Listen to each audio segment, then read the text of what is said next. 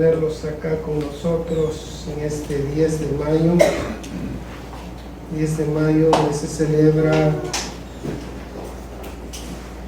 no sé, creo que en Estados Unidos es el primer domingo del mes, segundo domingo del mes de mayo, que se celebra el Día de la Madre. El Día del Padre se celebra en junio. El día nos pregunta nuestro hijo, ¿y por qué no hay Día del Hijo?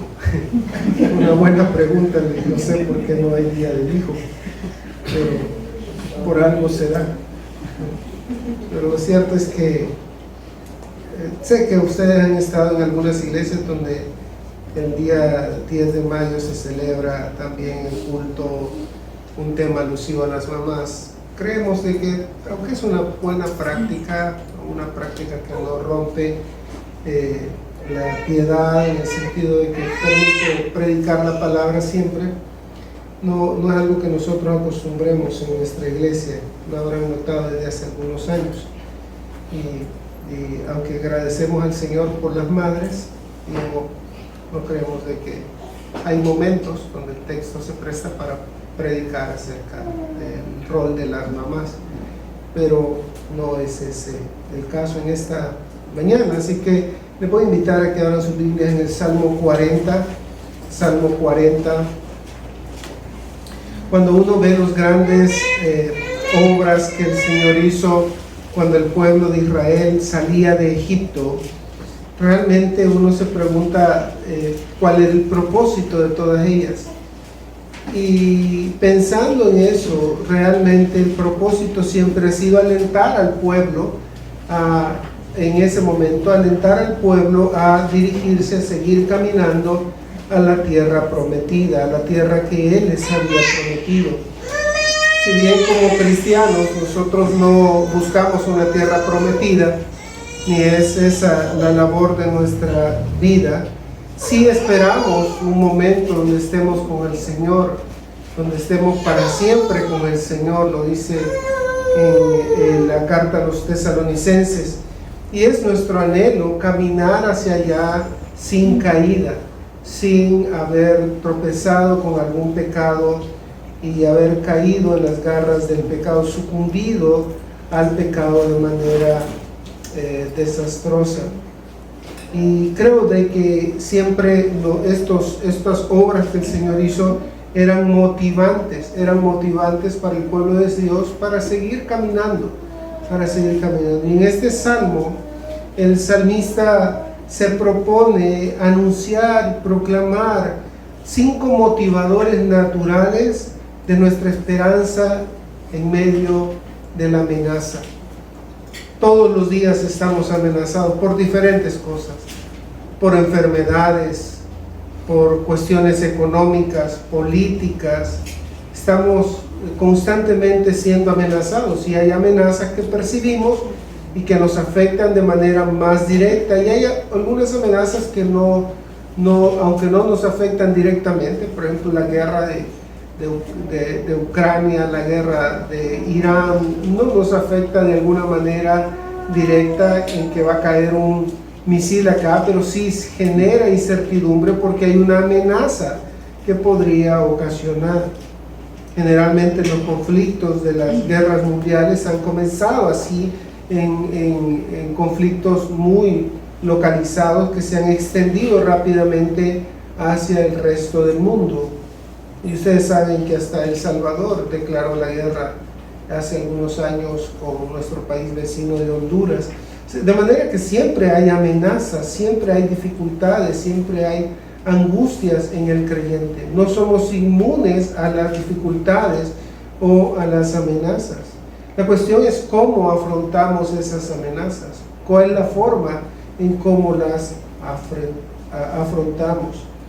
Y aquí creo de que el salmista está tratando de motivar a su pueblo, motivar a aquellos que le han visto a él afrontar las amenazas y poder salir avante, salir victorioso de esas amenazas.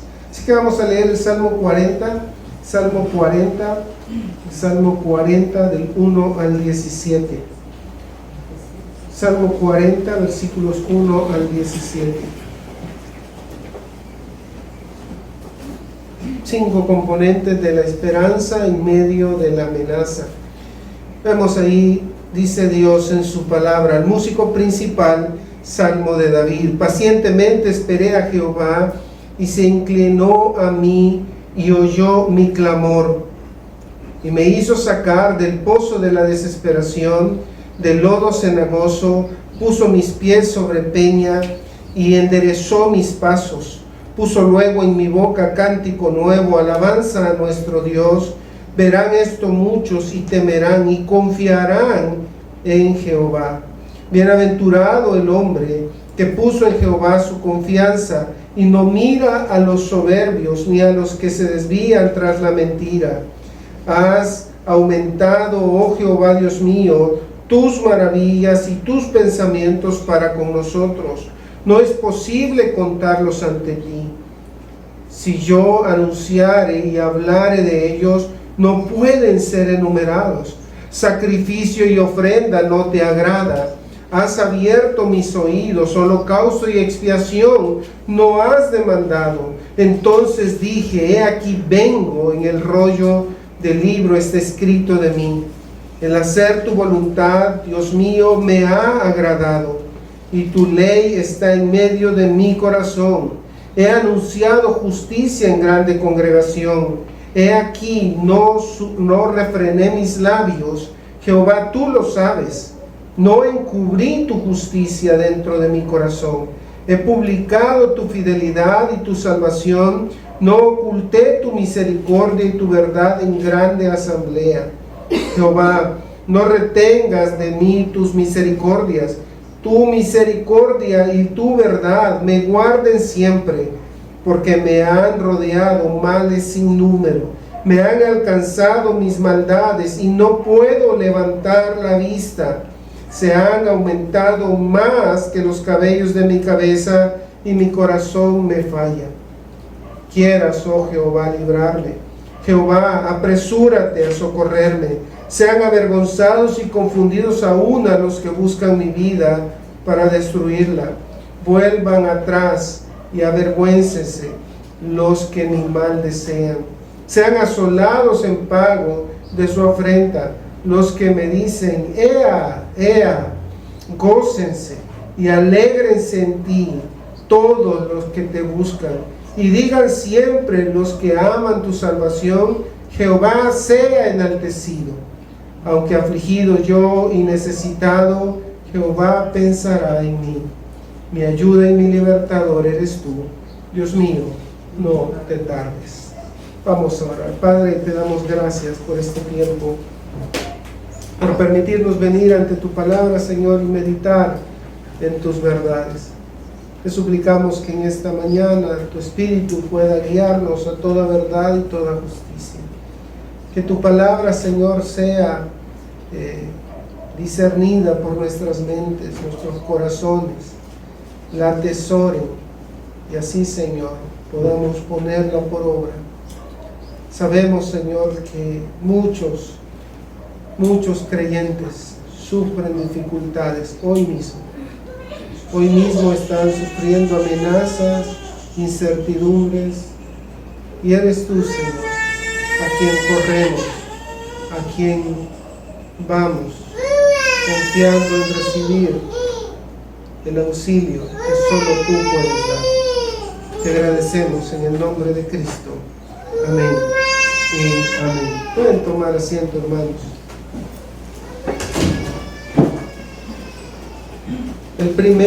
La primer motivador que aparece en el pasaje está en los versículos 1 al 5.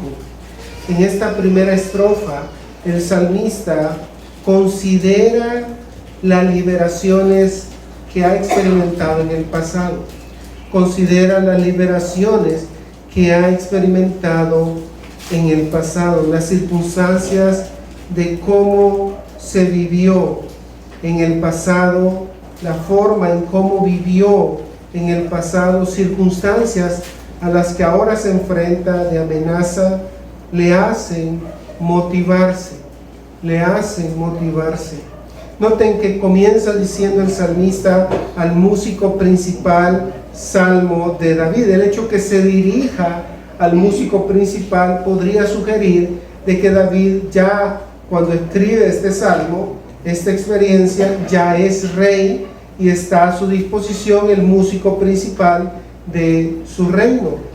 Además, las circunstancias que describe no necesariamente están ocurriendo en el instante que él está escribiendo. Probablemente una situación pasada que él trae de nuevo y le manda al director de la alabanza, al director del coro, para que cante esta alabanza, para que su pueblo experimente lo mismo que él experimentó en el pasado, las mismas motivaciones que él experimentó en el pasado. Es difícil reconstruir el contexto de lo que el salmista estaba viviendo durante este tiempo. Algunos salmos son fáciles de identificar sobre las circunstancias que estaban envolviendo al salmista. Algunas veces nos dice cuando el rey Saúl perseguía a David, o cuando Absalón se rebela contra David, pero aquí en este salmo no nos da esa información. Entonces solo nos queda de alguna manera conjeturar, y aunque es evidente que el salmista está experimentando la amenaza de un perseguidor, y a lo largo de la vida de David, si nosotros recordamos y hemos leído allí Samuel y Reyes, nos damos cuenta de que David experimentó muchos tiempos de amenazas, muchos momentos de dificultad, pero hubieron dos específicamente que fueron particularmente que marcaron la vida de David. El primero fue la persecución de Saúl. Habiendo sido ungido por Samuel, la persecución de Saúl duró varios años y David huyó continuamente de Saúl, y a pesar de que por muchos momentos parecía que todo había terminado, regresaba de nuevo otra amenaza, y ese fue un tiempo de mucho dolor. Yo creo que David lo refleja muy bien a lo largo de los salmos que han sido escritos por él. Pero también hubo otro momento doloroso en la vida de David que probablemente calce bien con este salmo, y es el momento cuando su hijo, su primogénito Absalón, se rebela contra él y quiere arrebatarle el trono.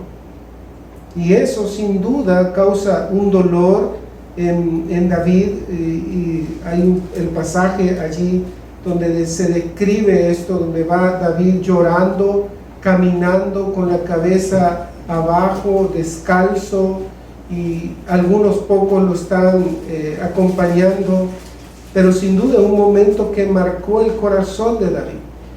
Y realmente es difícil, como les digo, calzar las circunstancias del salmo, pero probablemente en cualquiera de esas dos circunstancias este salmo calzaría muy bien. Analizando un poco el salmo, hay algunos indicadores que podrían sugerir que pudo haber sido también en el tiempo en que David, o más bien me inclino a pensar de que es el tiempo en el que David huye de Absalón, porque cuando se dirige a sus enemigos, aunque hay partes imprecatorias donde normalmente él pide la destrucción, que el Señor acabe con sus enemigos, en este salmo, si ustedes leyeron allí conmigo, ustedes se dan cuenta que él es bastante compasivo con sus perseguidores. Dice que sean avergonzados, que sean vueltos atrás, pero nunca dice que sean acabados estos hijos del maíz, que sean destruidos por completo. No dice eso. Que sean avergonzados, que se aparten de mí, que se vuelvan atrás, que sean confundidos. Y eso podría indicar es el cuidado que está teniendo el salmista de su propio hijo. El hecho también de que en el versículo 6 afirme algo muy parecido a lo que dice en el Salmo 51, reconociendo su falta, sacrificio y ofrenda no te agradan, has abierto mis oídos, holocausto y expiación no has demandado. Entonces dije, aquí vengo, en el rollo del libro está escrito de mí, el hacer tu voluntad, Dios mío, me ha agradado, y tu ley está en medio de mi corazón. Y más adelante Él habla de sus propios pecados. Él habla de que esos males le han alcanzado por sus pecados. Dice en el versículo 12, porque me han rodeado males sin número, me han alcanzado, noten allí, mis maldades, y no puedo levantar la vista. Se han aumentado más que los cabellos de mi cabeza y mi corazón me falla. Y cuando uno examina esto y lo ve a la luz del Salmo 51, donde él se está arrepintiendo, realmente es esta misma expresión: sacrificio y ofrenda no te agrada. O sea, David sabía de que no había una ofrenda para el pecado que él había cometido. No había una ofrenda que le limpiara de ese pecado. La única forma de limpiar ese pecado era la muerte. Él debía de morir, tanto él como Betsabé.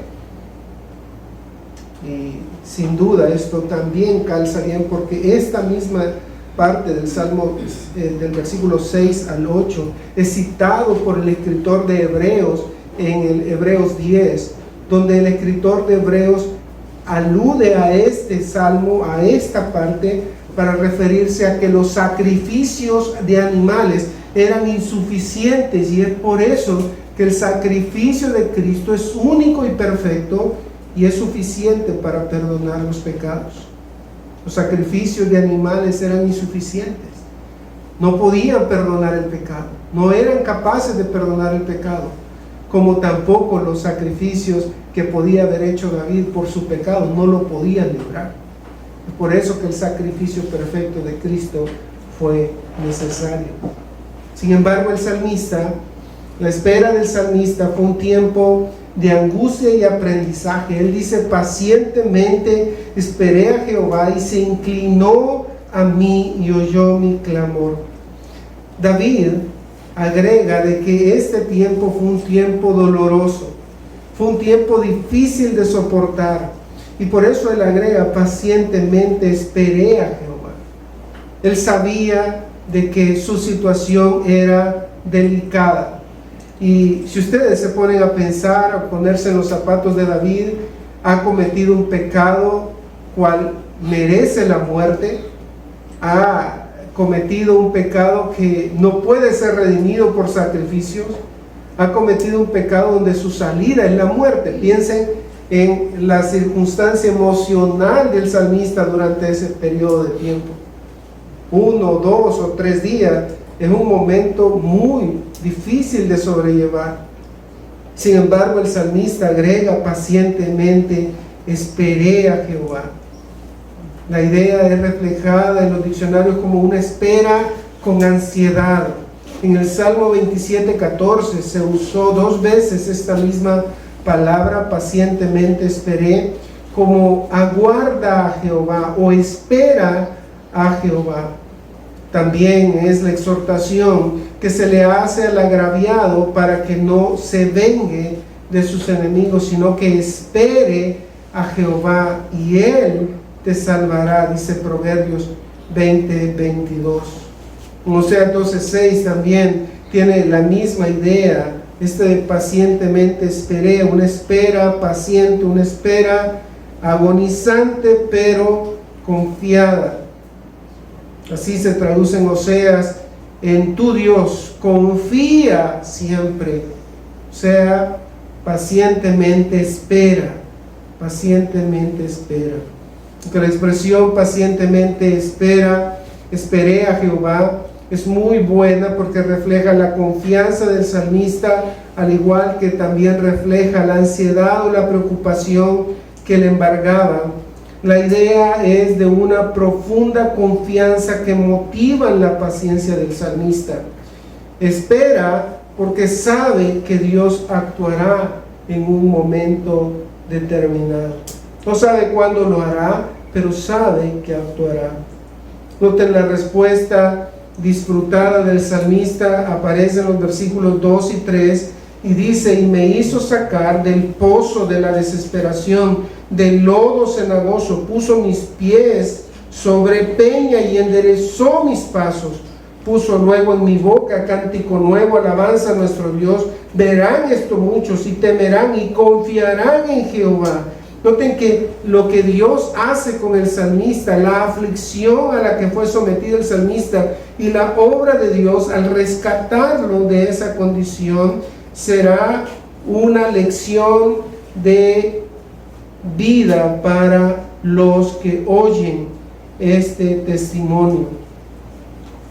Esto de estar en el pozo de la desesperación o en el lodo cenagoso habla de aquel pozo probablemente similar a Jeremías 38, 6 al 8, donde dice que metieron a Jeremías, los enemigos del pueblo, cuando Jeremías los está confrontando, diciéndoles que les conviene irse para Babilonia. Ellos neciamente dicen que no, y lo meten allí a un pozo lleno de cieno. Es un lodo podrido, un lodo que genera un mal olor.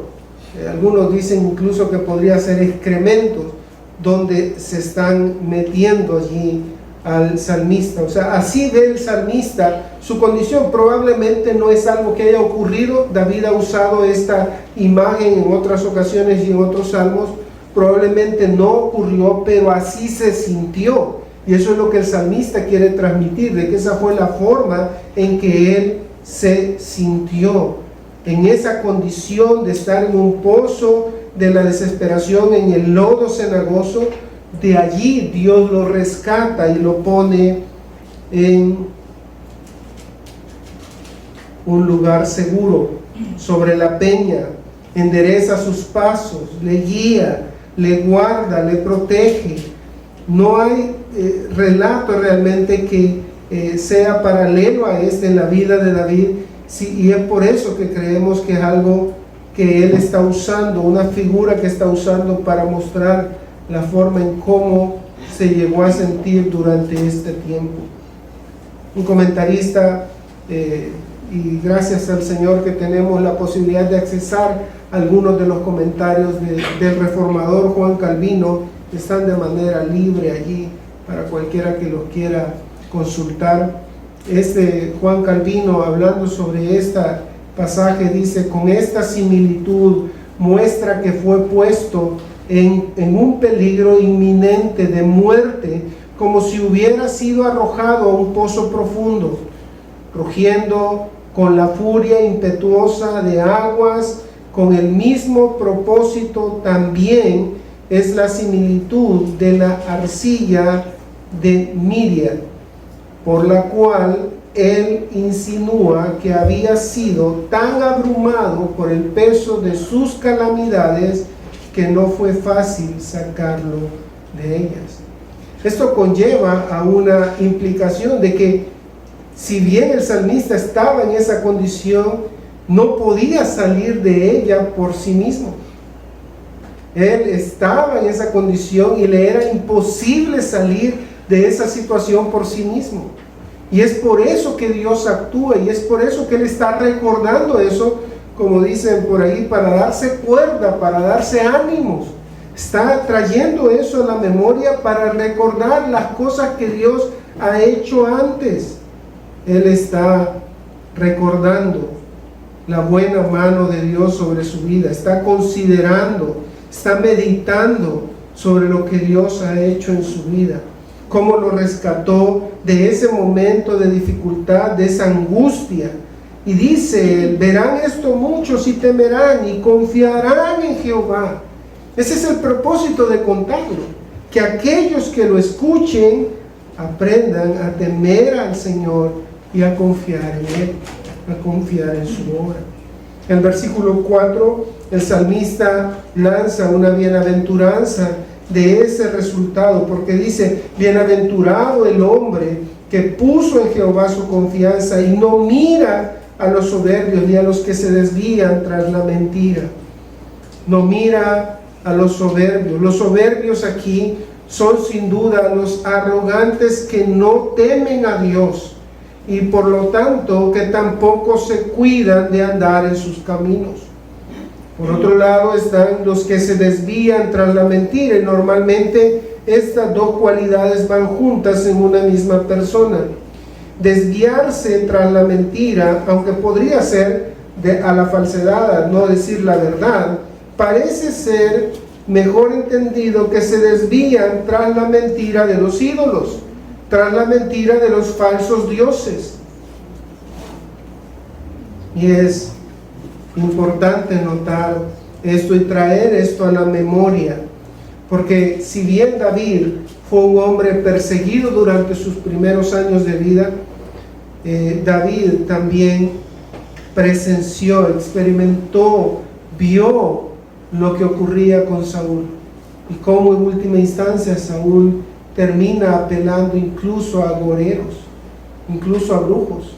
Y si se ponen a pensar, hermanos, muchas personas que vienen a la fe cuando Dios parece no contestar en esta espera de incertidumbre, donde pareciera que Dios no responde, hay mucha gente que se llama cristiana que recurre a las artes mágicas, se desvían tras la mentira, recurren al horóscopo. Bueno, el horóscopo yo creo que nadie les cree ya, ¿verdad? Pero por si acaso hay gente que todavía cree en eso, te va a ir bien en este día. Y esa es la gran profecía. No, realmente, pero hay gente de que se desvía tras la mentira.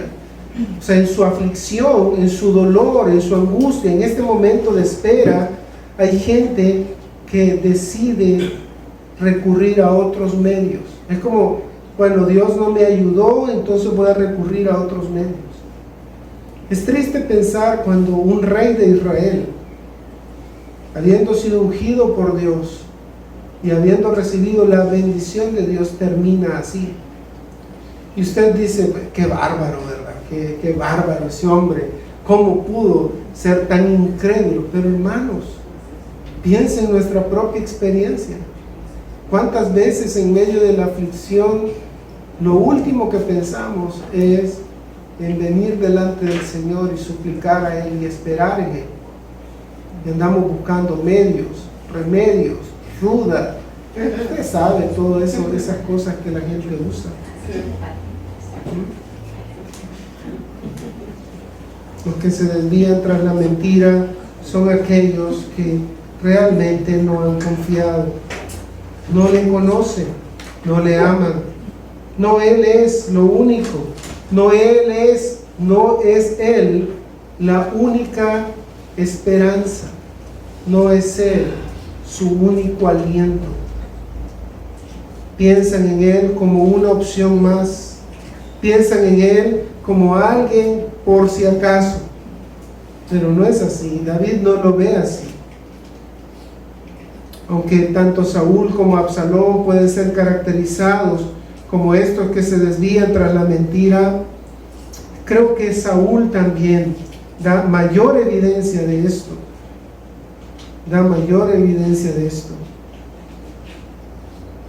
Dos comentaristas llamados Kay y Dillett son comentaristas muy buenos acerca de los salmos. Dicen, es un término más aplicable a una persona que ha tenido la tentación de poner su confianza en sí mismo. Son los impetuosos o violentos que con su arrogancia destruyen todo lo que encuentran. Y en ese sentido, ambos, tanto Absalón como Saúl, calzan muy bien en esa descripción. Pero noten cómo el salmista sigue diciendo en versículo 5, has aumentado. Y aquí hay un cambio muy significativo, porque pasa de declarar cosas a las personas, pasa de dar un testimonio público a dirigirse de manera específica a Dios. Has aumentado, oh Jehová Dios mío, tus maravillas y tus pensamientos para con nosotros. No es posible contarlos ante ti. Si yo anunciare y hablare de ellos, no pueden ser enumerados. El salmista termina esta primera sección hablando sobre las consideraciones de liberaciones pasadas. Termina mostrando las bondades recibidas. Ahora se dirige al Señor de manera directa, como en una oración. Has aumentado, algo notorio también que pasa de hablar en primera persona, esperé, se inclinó a mí, puso mis pies, también a hablar en tercera persona del plural. Comienza a incluir a sus oyentes. Noten, no es posible contarlos ante ti. Si yo los anunciare y os hablare de ellos, no pueden ser enumerados. Dios, has aumentado, Jehová Dios mío, tus maravillas y tus pensamientos para con nosotros. Para con nosotros. Tantos favores son que no pueden ser enumerados. Y pensando en esto, en una persona que recuerda las bondades de Dios, que hace consideración de las liberaciones pasadas, recordaba a Nabucodonosor. Sí, Nabucodonosor, aunque fue un rey pagano, es interesante lo que en Daniel capítulo 4, versículo 34 al 36, testifica acerca de Dios. Recuerden, este rey pagano fue hecho como un animal, de una bestia, fue dictaminado a comer con los animales, con los bueyes, fue como una bestia durante algún tiempo debido a su arrogante exaltación, autoexaltación. Sin embargo, Nabucodonosor en el capítulo 4, versículo 34 de Daniel, dice: mas al fin del tiempo, yo, Nabucodonosor, alcé mis ojos al cielo, y mi razón me fue devuelta, y bendije al Altísimo, y alabé y glorifiqué al que vive para siempre, cuyo dominio es sempiterno, y su reino por todas las edades. Todos los habitantes de la tierra son considerados como nada, y Él hace según su voluntad en el ejército del cielo y en los habitantes de la tierra, y no hay quien detenga su mano y le diga: ¿qué haces? En el mismo tiempo, dice Nabucodonosor, mi razón me fue devuelta, y la majestad de mi reino, mi dignidad y mi grandeza volvieron a mí, y mis gobernadores y mis consejeros me buscaron, y fui restablecido en mi reino, y mayor grandeza me fue añadida. Algunas personas consideran que Nabucodonosor fue un perverso que va a estar en el infierno. Hay teólogos que afirman todo lo contrario, que este acto de arrepentimiento de Nabucodonosor es indicio de que lo podremos encontrar en el cielo. Lo podremos encontrar a don Nabu en el cielo.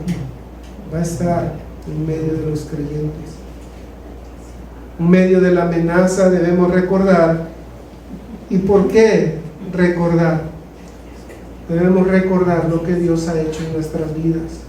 En medio de aquello que nos aflige, que nos angustia, que nos turba, debemos recordar lo que Dios ha hecho en nuestras vidas.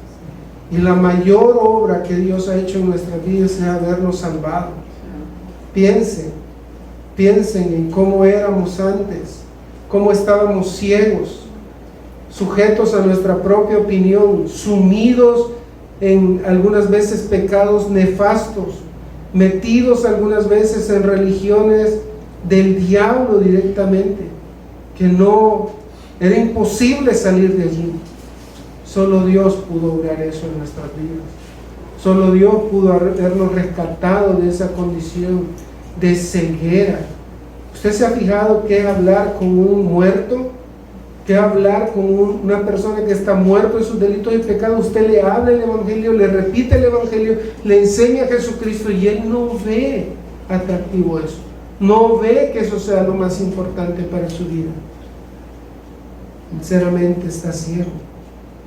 Dios ha obrado en nuestra vida de manera maravillosa, y eso deberíamos recordarlo para afrontar esos momentos de dificultad. En segundo lugar, si bien la consideración de aquellas ocasiones donde Dios ha sido fiel alimenta nuestra esperanza, también lo hacen la convicción de lo que agrada a Dios.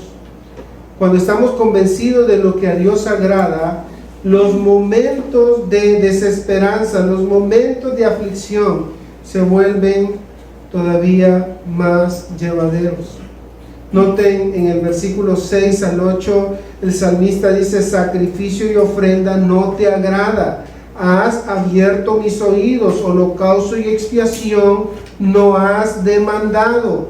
Entonces dije: aquí vengo, en el rollo del libro está escrito de mí, el hacer tu voluntad, Dios mío, me ha agradado, y tu ley está en medio de mi corazón. Has abierto mis oídos, dice. O sea, me has hecho entender. Algunos comentaristas sugieren aquí que la idea es de que Dios le ha abierto el oído, el lóbulo de la oreja, como se hacía como un esclavo al que se presentaba de manera voluntaria para servir a un amo de manera voluntaria. Ustedes saben, había un tiempo donde se podía servir de manera forzada, digámoslo así, por la compra que el amo ha hecho de ese esclavo, pero hay un tiempo donde él quedaba libre, y él decidía si seguía viviendo con su amo, si su amo había sido bueno, excelente con él. Muchos esclavos decidían seguir viviendo con él, y a ellos les horadaban, les abrían la oreja, les ponían una marca para mostrar a otros que él era un esclavo voluntario. Y eso daba reputación al amo, porque mostraba que el amo era buen amo, era un amo bueno que era compasivo con sus siervos. Sin embargo, el pasaje parece que tiene más que ver con el hecho de que Dios le hizo entender lo que le agradaba y lo que no le agradaba.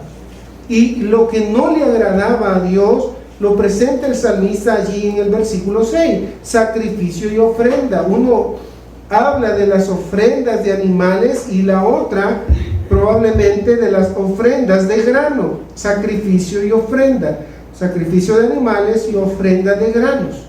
Aunque las ofrendas habían sido establecidas en la ley por Dios, aquí el salmista parece estar diciendo que eso no le agrada.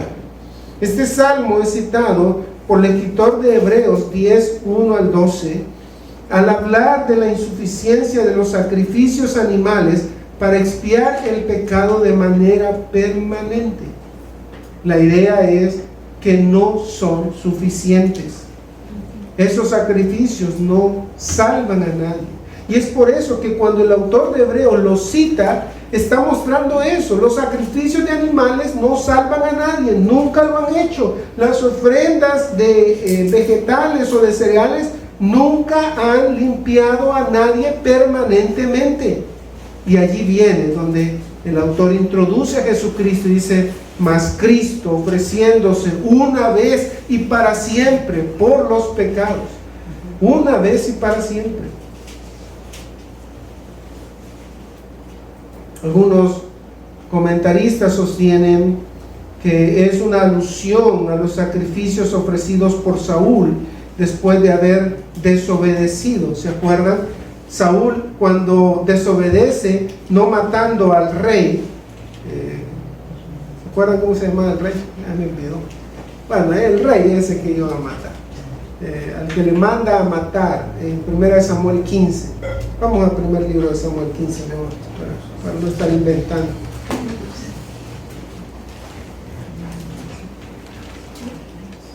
Primera de Samuel 15.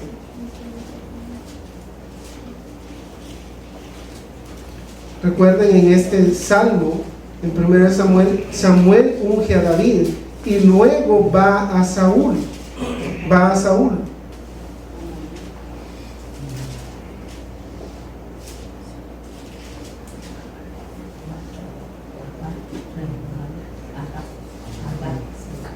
Agag, ¿verdad? Sí, rey de Amalek. Gracias, hermano. Decía, no encuentro esa cita, no encuentro. Y estaba en el 16. Bueno, no me salí. Después Samuel dijo a Saúl: ¿se acuerdan? Jehová me envió a que te ungiese por rey sobre su pueblo Israel. Ahora pues está atento a las palabras de Jehová. Se ha dicho Jehová de los ejércitos: yo castigaré lo que hizo Amalek a Israel al oponerse en el camino cuando subía de Egipto. Ve pues, hiere a Amalek y destruye todo lo que tiene, y no te apiades de él. Mata a hombres, mujeres, niños, y aún a los de pecho, vacas, ovejas, camellos y asnos. Saúl pues convocó al pueblo y les pasó a revista. Ustedes saben lo que pasa después. Él va, conquista, gana la guerra y toma capturado al rey Agag en lugar de matarlo. Y en lugar de matar a todos los animales, ¿se acuerdan qué es lo que hace? Los guarda lo mejor. Y dice de que es para sacrificio a Jehová. Y es por eso que algunos escritores afirman esos sacrificios que Saúl hacía allí eran insuficientes, porque no provenían de un corazón puro y obediente. Y ahí es donde aparece Samuel, recuerdan, y le dice a Saúl: ¿se complace Jehová en los sacrificios y no en la obediencia? Se complace en la obediencia, no en los sacrificios. Los sacrificios ofrecidos sin obediencia son una burla a Dios. Piensen en eso.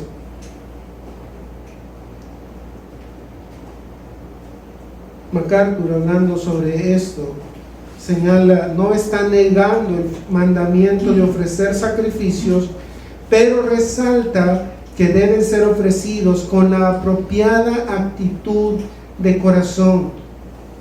Y noten allí, y es por eso que los sacrificios no le agradan, no son agradables a Dios. En ese contexto el salmista no le son agradables, porque no sirven de nada, no vienen de un corazón íntegro, no vienen de un corazón agradecido, de un corazón reverente a Dios, sino vienen disfrazando la desobediencia, lo que hizo Saúl. Y esto, hermanos, es importante recordarlo, porque cuando nosotros hacemos algo para el Señor, debemos asegurarnos que lo hacemos de corazón, como para Él, dice Colosenses, no para los hombres. De nada sirve hacer cosas supuestamente para el Señor si nuestro corazón no está allí, si no estamos siendo honestos con Él en lo que hacemos, si no lo estamos haciendo para su gloria, sino para la nuestra. Es importante recordar que lo que el salmista está tratando de hacer aquí, está enfocando en ellos, mostrándoles cómo las cosas que a Dios agradan pueden fortalecer su esperanza. Lo que a Dios no agrada, los sacrificios vacíos, por supuesto no agradan a Dios. Los sacrificios legalistas solo para salir del compromiso, como lo hizo Caín, por supuesto que no agradan a Dios. Dios dice en Génesis 4 que ve con agrado a Abel y a la ofrenda suya. El corazón de Abel era la clave, no tanto si era de animales o si era de cereales.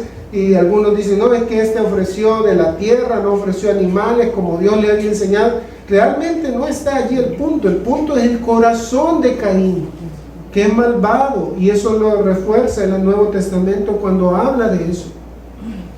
Y es por eso que todo lo que podamos hacer nosotros, hermanos, honestamente está manchado contra el pecado, con el pecado. Solo la obra de Jesucristo, y es por eso que el autor cita esto. Solo la obra de Jesucristo pudieron complacer a Dios. De manera que Dios no se complace en un ritual vacío, en una ofrenda entregada por salir del compromiso. La actitud del corazón determinó a lo que Dios le agrada. Dios jamás se complacerá en este tipo de ofrendas, servicios, donaciones que se hacen por compromiso o por vanagloria o por provecho propio. No se agrada de eso. La entrega requiere primero el corazón y después las cosas. El salmista dice: has abierto mis oídos, me has hecho entender esto, que esos sacrificios así no sirven de nada, no ayudan a nadie, no benefician a nadie, no son importantes, no son deseables para ti. De nuevo, nuestra pareja de comentaristas, Kale y Dillitz, afirman: has abierto mis oídos. La idea de fondo no es, por tanto, que Dios le ha dado orejas externas para escuchar su voluntad, sino que le ha dado un oído integral para escuchar la palabra de Dios y para obedecer aquello que ha escuchado. Según eso, dicen ellos, Dios no desea sacrificios, sino oídos que escuchen. Es decir, Dios quiere la sumisión de la persona entera para obedecer en consecuencia de una forma voluntaria. Noten que en los versículos 7 al 8, entonces ahora David va a expresar lo que a Dios sí agrada. Lo que Dios sí agrada, y aquí es donde está la obra que se cita en Hebreos, la obra de Jesucristo. He aquí vengo. La entrega del salmista es completa. Primero él mismo: he aquí vengo para hacer tu voluntad. Algo similar pasó con los tesalonicenses: lo interno y luego lo externo. Los sacrificios eran simplemente actos externos, pero Dios mira el corazón. Normalmente los sacrificios debían provenir de un corazón contrito y humillado por el pecado. Saúl podía engañar al pueblo diciendo que estaba haciendo obras para Dios, que estaba ofreciendo sacrificios a Dios, pero Samuel, el vidente de Dios, no podía ser engañado porque hablaba por Dios. Y desde el punto de vista de Samuel, no has obedecido en nada, Saúl. No has hecho nada de lo que Dios te ha mandado. Has sido desobediente y rebelde. Te has rebelado contra tu Señor, aquel que te dio lo que tienes ahora. En el libro de Hebreos se agrega incluso: más me preparaste cuerpo, una alusión al sacrificio sustitutivo del Señor en la cruz. Los sacrificios de animales solo prefiguraban el sacrificio perfecto de Cristo en favor de los pecados de todos los que habrían de creer. Por supuesto, el salmista aquí está hablando de él mismo, está hablando de que él se está viniendo para hacer la voluntad de él, contrario a sus adversarios. Él conoce la voluntad de Dios y sabe lo que Dios demanda. Lo demanda a él, demanda a la persona, no tanto a las cosas. Eso puede venir después, y aunque es requerido, no es lo más importante. El hacer tu voluntad, Dios mío, me ha agradado, y tu ley está en medio de mi corazón. No sé si a algunos de ustedes les ha pasado, pero saber que conocemos la voluntad de Dios, saber que estamos en la voluntad de Dios, provoca una seguridad inigualable. O sea, yo he escuchado a muchos que dicen: no, pero es que muy legalista y que ustedes muy así, que a la letra. Hermanos, o sea, no nos van a confundir, no nos van a amedrentar con sus interpretaciones falsas e hipócritas. Estamos convencidos de lo que Dios dice, de lo que es la voluntad de Dios, y estamos convencidos que mucho cristianismo, que ahora se llama cristianismo, que ha basado su fe en una simple profesión de fe, pero sus frutos están lejos de evidenciarse, no es cristianismo. Estamos convencidos de que Dios demanda una entrega completa, no a medias, un discipulado decidido, no a medias. Dios quiere que aquellos que se acercan a Él vengan y se entreguen de manera completa.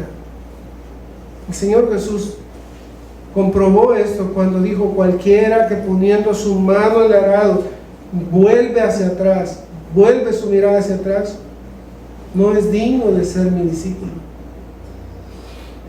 y realmente piensen en cuánta gente ha venido al Evangelio profesando que cree, profesando que Cristo es su Señor. Dicen, pero a las primeras de cambio, cuando las cosas se ponen, como decían allá en mi pueblo, peludas, entonces salen huyendo. Cuando las cosas se ponen difíciles, me voy a ir al mundo, está más chivo en el mundo. Si es que nunca saliste del mundo, siempre fuiste del mundo. Una persona que se deleita más en el mundo que en Dios, nunca ha salido del mundo, no es del mundo. Y el salmista aquí lo tiene claro eso. Y aquí vengo en el rollo del libro, está escrito de mí, probablemente aludiendo a Deuteronomio 17, 14 al 20, donde se describe la forma en cómo el rey debía comportarse, cómo el rey debía acercarse a Dios, cómo el rey debía vivir su reinado.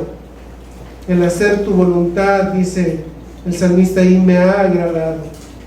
La obediencia que él manifestó a los mandatos de Dios, al igual que David, solo que de una forma perfecta, el Hijo de David, el Mesías Jesucristo, lo hizo de manera incomparable.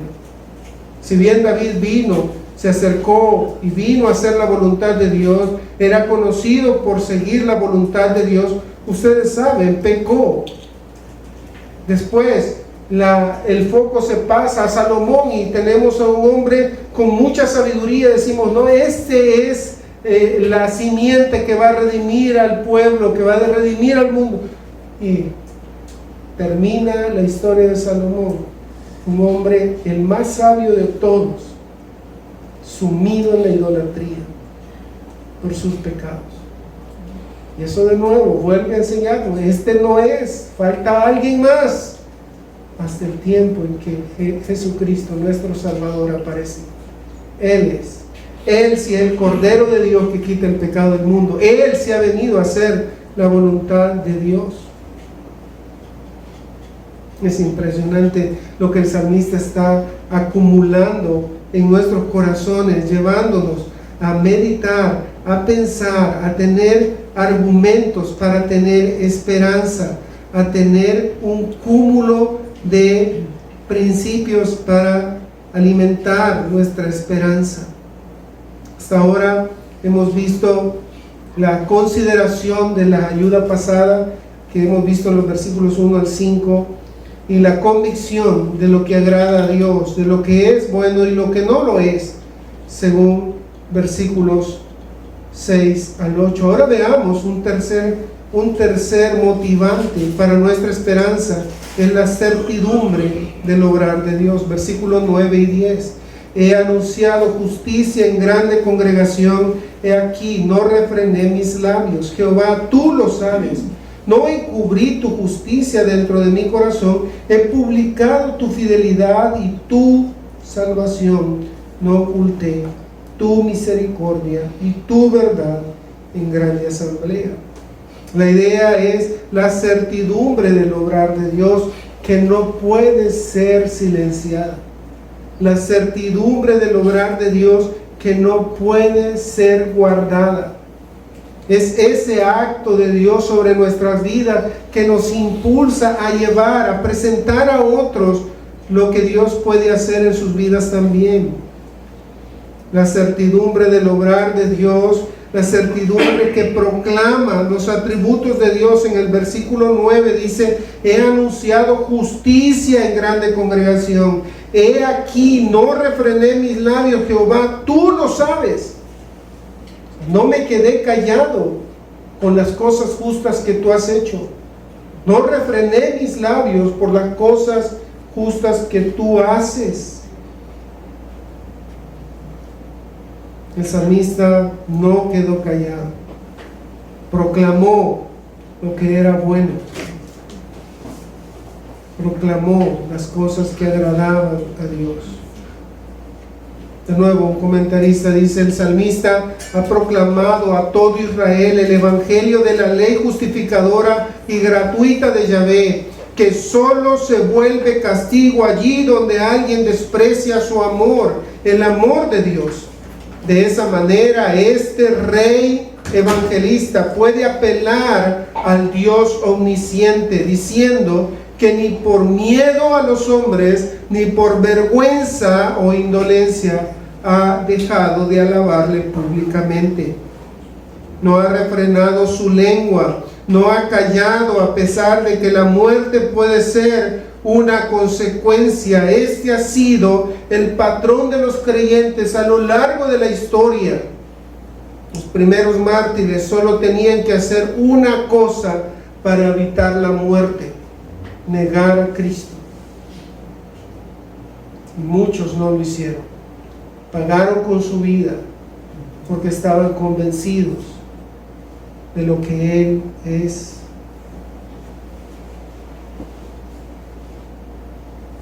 Wyckoff, otro comentarista, dice: un corazón que no esconde la justicia de Dios significa el deseo de que la actuación de Dios se haga patente a los ojos de todos. Y así como el salmista está obligado a poner en práctica su fe personal y su obediencia, tiene igualmente una responsabilidad ante su comunidad, mostrando por ello su deseo de que el pueblo también sea bendecido. Recuerden lo que Él está haciendo. Él está haciendo esto para lo que dice al final del versículo 3, para que muchos lo vean, teman y confíen en Jehová. Por eso lo está haciendo. Cuando pensamos en esto, sin duda, hay muchos que han puesto sus vidas para proclamar lo que Dios ha hecho, la justicia de Dios. Hay muchos farsantes que proclaman a un Dios que no existe, al Dios de amor, el Dios que nunca trae juicio, nunca traerá juicio, al Dios que es todo amor, nunca se enoja, nunca castiga, nunca disciplina. Dios no castiga, dicen incluso. No sé qué Dios han visto en la Biblia, porque mi Dios, el que veo en la Biblia, trae juicio, y algún juicio es bastante fuerte. Si no, vean Apocalipsis 19, donde muestra a Jesús, el Cordero de Dios, aquel que fue inmolado, viniendo con poder y gran gloria a destruir, y con sus ropas manchadas en sangre, de la matanza que ha hecho de todos sus enemigos. Lo cierto es que Dios no pasará por inocente al culpable. Dios no tendrá por inocente al culpable. Y aquellos que no se arrepienten tendrán que afrontar a Dios, no como su Salvador, sino como su juez y como su verdugo, aquel que los enviará justamente al infierno por cuanto rechazaron el amor de la verdad. No tendrán esperanza. El salmista ha hablado de esto, y por eso que él ha anunciado esto, porque quiere que su pueblo escuche, conozca, adore, sirva y tome su esperanza en este Dios todopoderoso, en este Dios que ha desplegado sus atributos para el bienestar de él, pero también para el bienestar de los suyos. No oculté tu misericordia y tu verdad en grande asamblea. No temió al hombre. Hubo un hermano que conozco que me pone nervioso en las multitudes. Bueno, hemos visto hasta ahora entonces la consideración, la convicción, la certidumbre. Veamos ahora la confianza de accesar directamente a Dios, porque en los versículos 11 al 15 el salmista va a mostrar esa confianza que tiene de poder acercarse a Dios como su creador. Una confianza que clama por misericordia. En el versículo 11, Jehová, no retengas de mí tus misericordias, tu misericordia y tu verdad me guarden siempre. Noten que esta confianza le hace pedir de una manera directa, no lo oculta. Él no está ocultando lo que siente y la condición en la que se encuentra y la aflicción que le está sobrepasando. Él le dice: Jehová, no retengas tus misericordias. O sea, desde el punto de vista del salmista, Dios puede obrar misericordia, está dispuesto para dar misericordia, pero sencillamente hasta ahora no ha querido. No ha querido. No retengas, le dice, tus misericordias. Retener allí tiene la idea o hace referencia a encerrar, tener preso, negar, dar algo. Eso lo dicen algunos diccionarios. Se dice que la lluvia del cielo fue detenida, por ejemplo, en Génesis 8:2, en la misma palabra retener que el salmista usa aquí. Y también en Éxodo 36:6 habla de impedir. La idea es que Dios tiene misericordia, está dispuesto a dar misericordia, pero en este momento sencillamente ha retenido sus misericordias. El salmista quiere que esas misericordias no sean retenidas, quiere que sean derramadas sobre él. Por supuesto, él sabe que Dios tiene un plan más grande que él no puede ver. ¿Qué hubiese pasado si después de Job capítulo 2, en el capítulo 3, Dios le hubiera devuelto todo lo que le quitó? No tenía chiste. Si solo lo hizo pasar por un ratito y ya se lo quita y ahora se lo da de nuevo, o sea, no tiene sentido. Dios estaba obrando algo en Job. ¿Y qué estaba obrando? El conocimiento suyo. De oídas te había oído, le dice Job al final, pero ahora mis ojos te ven. Eso no hubiera sido posible si no hubiera pasado por ese periodo de tiempo de aflicción, de dolor, de angustia, de temor, de amenaza, que le hizo depender completamente de Dios. No me prives, quizás podría ser aquí mejor la traducción, no me prives de tus misericordias. El Salmo 69:13 afirma: pero yo a ti oraba, oh Jehová, al tiempo de tu buena voluntad, oh Dios, por la abundancia de tu misericordia, por la verdad de tu salvación. Escúchame. Es un hombre que puede venir con confianza a ese Dios. No es como aquellos, ¿verdad? ¿Cómo estás?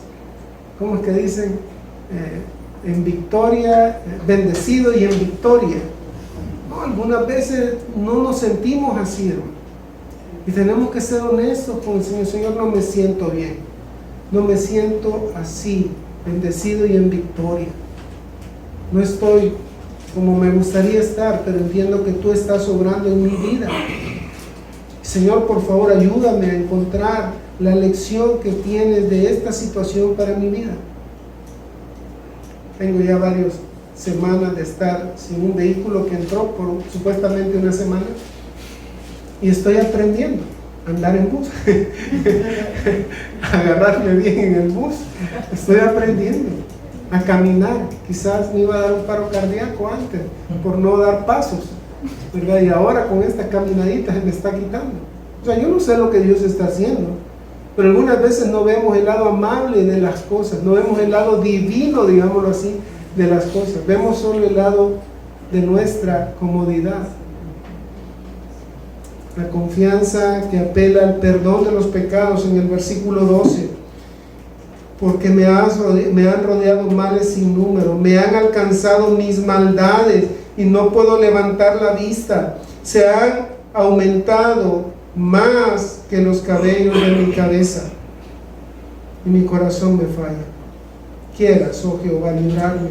Jehová, apresúrate a socorrerme. Sean avergonzados y confundidos aún los que buscan mi vida. Noten que Él es honesto con Dios, está siendo honesto con Él. No solo le está diciendo cómo se siente, sino le está diciendo qué es lo que quiere. ¿Qué es lo que quiere? El paralítico de Betesda quiere ser sano. Señor, pero es que no hay nadie que me meta. No te pregunté eso. Te pregunté que si quería ser sano. No, pero es que no hay nadie que me meta porque todos se van a meter antes. No te he preguntado eso, que si querés ser sano. ¿No se ha fijado que algunas veces nosotros, Señor, y como que si Dios dijera, ¿y qué es lo que querés? Pues decime qué es lo que querés. Nuestros hijos a veces se acercan así y papá, y mira, decime qué querés, hijo. Decime qué querés. Y aquí el salmista sabe quién es su Dios, sabe que Dios es su Señor, y por eso se puede acercar así: Señor, vuélvelos atrás a mis enemigos, a mis angustiadores también. Yo no tengo cara para levantar porque he pecado, lo reconozco, Señor, pero también a estos mis angustiadores, vuélvelos atrás, que se avergüencen, que no lleguen hasta mí. Por último, el salmista termina trayendo un clamor a Dios por una respuesta beneficiosa. Un clamor para que otros se gocen y se alegren. Gócense y alégrense en ti todos los que te buscan. Y allí está incluido Él. O sea, esta petición no es solo para Él, Él incluye a otros. Todos los que te buscan, Señor, que se gocen y se alegren en ti. Y noten, en ti, no en las cosas que tú nos das, sino en ti, porque cuando nos gozamos en Él, las cosas que nos dan, pues son, como decimos, vendaje. Lo que recibimos de Él, tenerlo a Él, es lo más importante de todos. Y por eso es que es importante meditar sobre qué es nuestro tesoro. Para el salmista, Dios es lo más importante. Que las personas se alegren en Él es lo más importante. Que aquellos que le busquen se gocen en Él es importante. Y que digan siempre: los que aman tu salvación, Jehová sea enaltecido. Que el Señor sea engrandecido. No nosotros, no nuestra habilidad para salir y para descubrir las cosas, sino Dios. Que Dios sea enaltecido. El clamor a Dios por una respuesta beneficiosa. El salmista está mostrando que todos adoren a Dios. Y por último cierra diciendo en el versículo 17: aunque afligido yo y necesitado, Jehová pensará en mí. Ese hecho de que Dios piensa en mí, para el salmista es clave para afrontar la amenaza. Saber que Él me tiene en su mente, y que me tenía en su mente desde antes de la fundación del mundo. Y no estoy hablando aquí del hecho de centrar al hombre, de poner al hombre en el centro de las cosas. Pero hay un hecho: Cristo vino y murió por mí. Cristo vino y murió para salvarme a mí. Él es misericordioso, porque yo no hubiera muerto por mí, y usted creo que tampoco hubiera muerto por usted. El hecho de que Él viniera a morir por mí le exalta y le impulsa a afrontar cualquier cosa. ¿Qué cosa más importante que eso?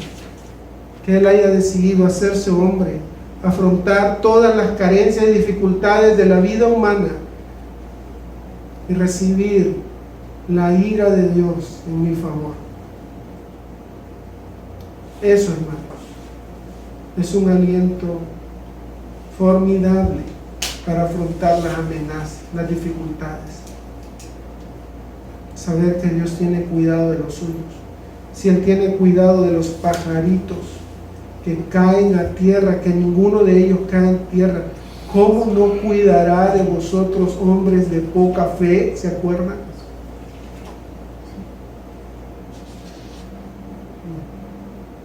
David escribió el Salmo para motivar a su pueblo a clamar y a gozarse y a esperar en Él. Y nosotros debiéramos hacer lo mismo. Yo no sé qué cosas está afrontando usted, qué cosas, dificultades. Tal vez de algunos conozco algunas cosas, pero yo no conozco lo que realmente le agobia su corazón. Pero debe pensar en esto. El Señor piensa en eso. El Señor tiene cuidado de eso. Y lo que su Hijo vino a hacer en la cruz por nosotros deben de llevarnos a poner cualquier cosa en este mundo bajo los pies de Cristo. No hay nada que pueda rivalizar con nuestro Señor, con nuestro amor hacia nuestro Señor. Salud se va a acabar. Dinero probablemente también se va a acabar. Ni siquiera lo va a disfrutar, aunque esté comiendo solo tomate ahorita. Alguien más se lo va a disfrutar. Yerno, nueros, a ver quién más. Solo hay una cosa que podremos disfrutar para siempre, y es al Señor. Cualquier otra cosa debe estar subyugado bajo nuestra apreciación de las circunstancias de nuestra vida. Él es lo más importante. No hay nada que sea más importante. Vamos a orar. Padre, te damos gracias por este tiempo. Gracias por habernos permitido meditar en este salmo y la forma en cómo podemos tener esperanza, Señor. En medio de la amenaza, de la dificultad o el temor, podemos tener la confianza de venir delante de ti y clamar y suplicar misericordia, porque no nos reconocemos a nosotros mismos como inocentes, Señor, sino como aquellos que hemos pecado, hemos deshonrado tu nombre y muchas veces hemos desoído tu voluntad. Por eso apelamos a la obra de tu Hijo Jesucristo, Señor, para nuestro perdón, porque sabemos que en Él hay perdón. Gracias te doy por este tiempo, por la vida de mis hermanos. A ti sea la gloria, la alabanza y el honor. En el nombre de Cristo. Amén y amén.